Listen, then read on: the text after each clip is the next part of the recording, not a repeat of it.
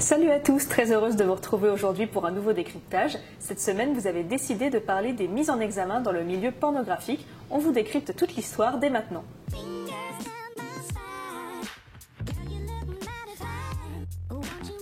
C'est un véritable coup de filet qui s'est produit dans l'industrie pornographique le 17 octobre dernier. 4 personnes ont été mises en examen, dont le producteur Pascal Olitro, alias Pascal OP. Ce dernier, connu pour sa plateforme de vidéos pornographiques French Bukkake, est également poursuivi pour blanchiment de proxénétisme aggravé, blanchiment de fraude fiscale et pour travail dissimulé.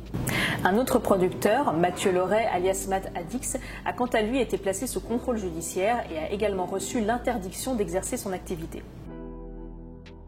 Ces arrestations font suite à l'ouverture d'une enquête visant la plateforme de porno amateur Jackie et Michel.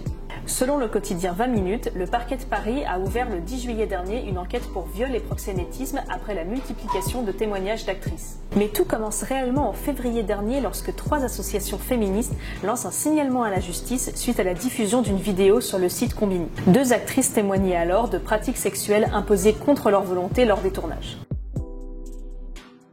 Sur le plateau, certaines actrices décrivent des viols et des agressions sexuelles.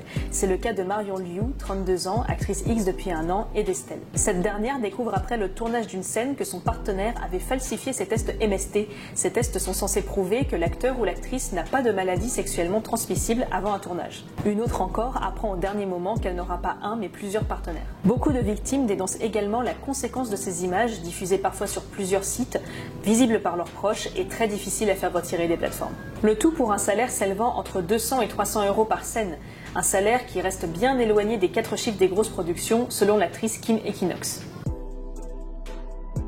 Jusqu'alors, les producteurs ont pu agir en toute impunité, notamment à cause de l'absence de cadre et de protection des actrices.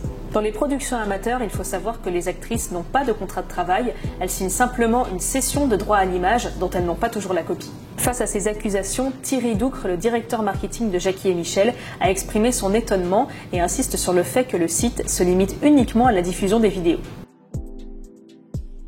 Cette libération de la parole a entraîné la création d'une pétition signée par plus de 2 millions de personnes exigeant la fermeture de Pornhub, le site numéro 1 dans le monde.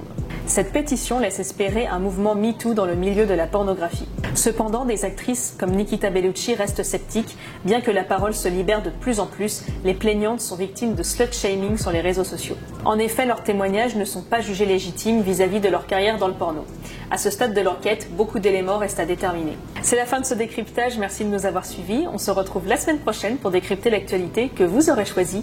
En attendant, prenez soin de vous.